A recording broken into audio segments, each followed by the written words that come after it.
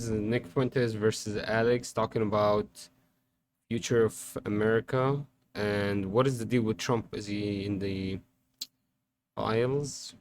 Let's hear it out. Ratcliffe literally leans back and goes, starts kind of like demoning out in the meeting, going like, and I'm like literally looking at places to run to in the Southern Hemisphere for nuclear war. And I'm not the kind of guy that runs. My instincts are run, run, run. And the Democrats want to defeat Trump, and the Democrats want to rape our kids, and I know they're bad. And then you got all this crazy Trump delusion, and I smell death. And so Europe and Chicago, I'm in Austin, big cities. This is real world stuff. So this is a prediction he just made, and he's made many predictions. At this point, I just want listeners and viewers to know. A lot of them have landed. I won't say all of them have. Let me ask you this, Nick. The problem is he makes them so vague, you don't know if they landed or not. Comment to just the Armageddon flavor of this, but then larger issue, is there any way to extricate Trump? Is there any path, in your view, out of this? Or what do we do? Because obviously the behavior of the last 3 weeks on Epstein is not trillion D chess. It is flailing anger, or it's covering something up. I mean, this is just, you can't lie about what this is, which I've been saying, I don't know what it is. I think it's over. I think it's over for him. And look, he's going to be the president for the next few years, and he will deliver some tangible benefits. It's not all bad from a policy point of view. He has closed the border, and maybe there can be some effort that's being made on debanking and free speech. I would say that is one of the great net positives, even though he didn't even really deliver that. I would argue that was more Elon Musk. Actually, with Trump, it's the reverse. They're going to bring back TikTok, but now there's going to be censorship. And I don't know if you saw, but they just negotiated this deal where they're going to have a new footnotes feature on TikTok, where it's like a fact check. It's like the fake news thing that Facebook did. So, you know, there may be some more leeway in terms of free speech. I've heard there might be some better regulations for debanking. That might go away. This reputational harm might be eliminated as a consideration from the Federal Reserve for banks. There will be good trade deals. I think some of the trade deals, like with the European Union, like with these Asian countries, there will be some tangible benefits. With that being said, Trump is still a lame duck. He is a lame duck president, and many of the aspects of this presidency, they're just not living up to what needs to happen. And there's no future for him politically. I don't even think if he was eligible to run, we would want to vote for him yet another time in 2028. So like I said last year, I think what the MAGA base has to do is sort of recognize we still need to use what we can get out of this. You know, maybe we could have people work in the White House. There's many groypers that are in this administration that are built. Oh, this guy's a genius. A genius. So he's like, listen, let's just milk him. But we know there's nothing coming out of him after. Like, there's nothing of real worth except a couple of bottles, but we still need to get some milk out. And I get it, yeah, but I don't want to just have this approach and just forget about him. I want to keep a pressure campaign going, though. I hope he understands that. But yeah, good point here. Obviously, I mean, he's a genius. Politically, I believe. But I wonder what he believes the alternative will be of Trump. Their resumes.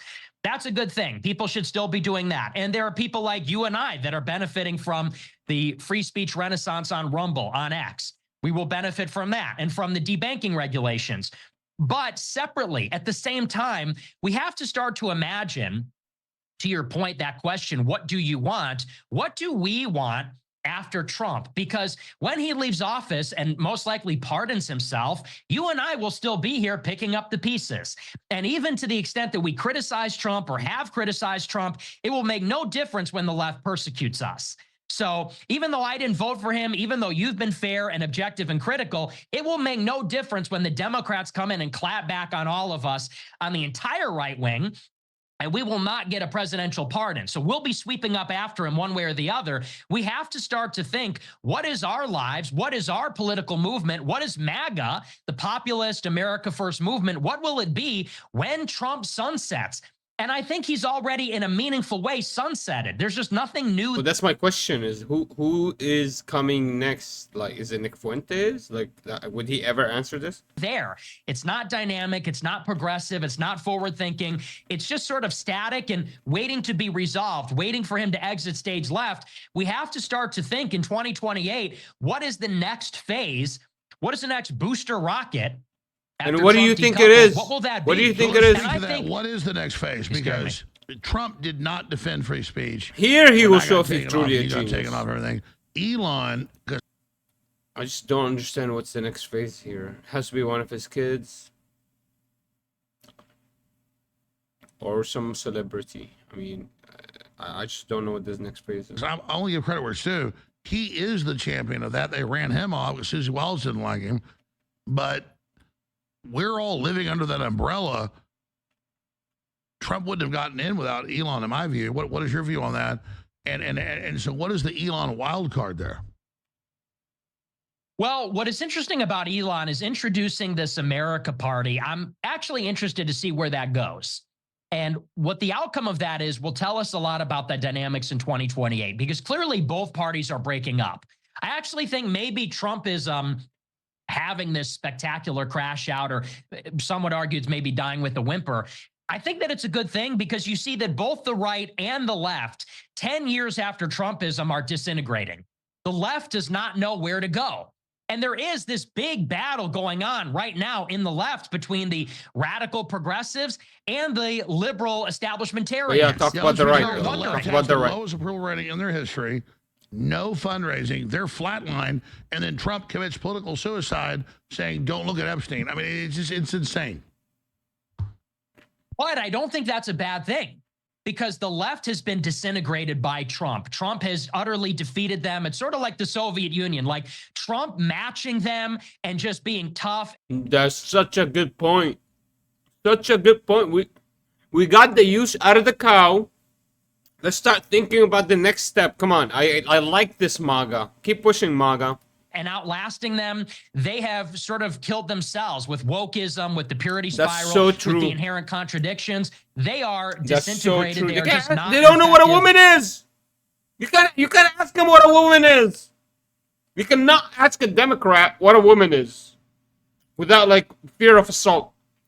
Operation right now. You see this with like Cory Booker giving this ridiculous speech. Like, that's their guy. Bernie Sanders seems to be the only one with the doctrine. He's 90 years old.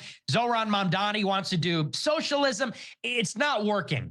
But now the right is also disintegrating due to the contradictions of Trumpism. So it's like Trump has killed the left. He's also now killing the right, such that on the left, you have this progressive liberal split. Means people are done messing around. Man, people's lives must be so horrible for this to be happening. People just don't give two F's anymore. They don't believe you. They don't believe you. They don't believe anything you're saying. It's probably because more younger people are online. On the right, you have a split now with the Silicon Valley people hopping off, the anti-war people hopping off, the Q conspiracy people hopping off. Like, the whole thing's coming apart. And now that Elon is talking about a third party, an America Party that's based on center-right, common sense policy, it's going to be free speech, H-1Bs, this sort of thing. It's creating an opening.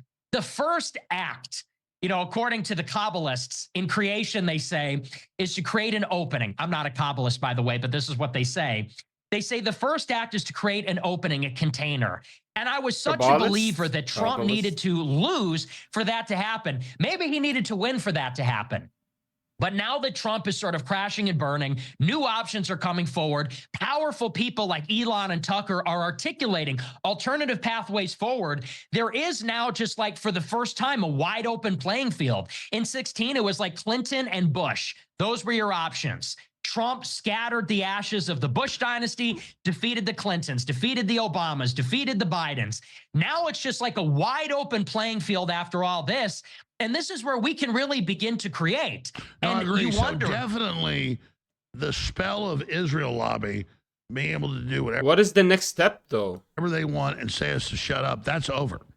And all the other spells are broken. I right hope now. so.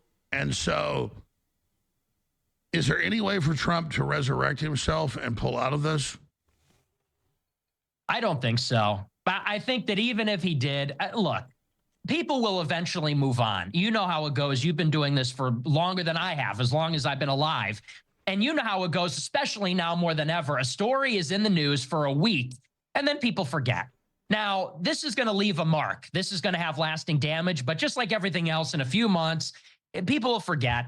And that's optimistic. But I mean, it maybe shows they'll the just fundamental miscalculations. I don't want to be mean to Trump, but his advisors, people very close to him, have told me the last year, they go, it's beyond megalomania. He literally thinks he's invincible, and he's delusional now. And I love I'm being honest with the viewers right Alex Jones now. And there has the actual knowledge within. But yeah, like honestly, I would believe that. I would believe that Trump is a little bit disconnected. He actually believes that MAGA's basically he resurrected MAGA and he created it, not understanding that MAGA was actually taken by the grassroots and is now being adapted to whatever they want it to be. Trump is not MAGA. Trump is not MAGA. It's the young people that voted for him. And they will claim who is the next person to lead them. I can't believe they didn't at all talk about this. they're very concerned, and now you see it. The fact that he thought they could put a memo Who's out, which next? he wrote. I want him to talk which he about had who's written, next. Which I told people day one. They said, oh, you're a traitor. No, it's Pam Bondi. No, it was him. He admitted it later. To say he killed himself. He acted alone. There was no human trafficking. There are no files. It is suicidal politically, but it came out of his grandiose, extreme arrogance. And I get under pressure. This is what he turned into, because how could you deal with this pressure and not stop? So, Nick, it's very paradoxical. And then every time I sit there and look at this horror, I then look at Hakeem Jeffries and Pocahontas and AOC and Ilhan Omar, and I just go, okay, I'm happy to cut Trump loose. My listeners want me to, and it feels good. But then I go, what is the second order response tell me when I who- look who? at World War Z zombie army? And that's where I like hit a brick wall. I'm just like, oh my God. No, we're not. Yeah, I think that I don't think that's the worst case scenario, to tell you the truth. I know that people don't want to see Trump go down because they worry about the left and things like that. But I think the worst case scenario is that Trump, at the end of the day, was never a You radical. think Trump He was- putting us to sleep is the problem? Exactly.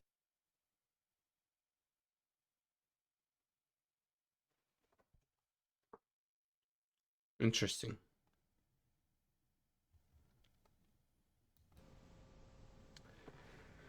I guess my thought for that is that we can't show too much on YouTube, We have to cut off the conversation over here. But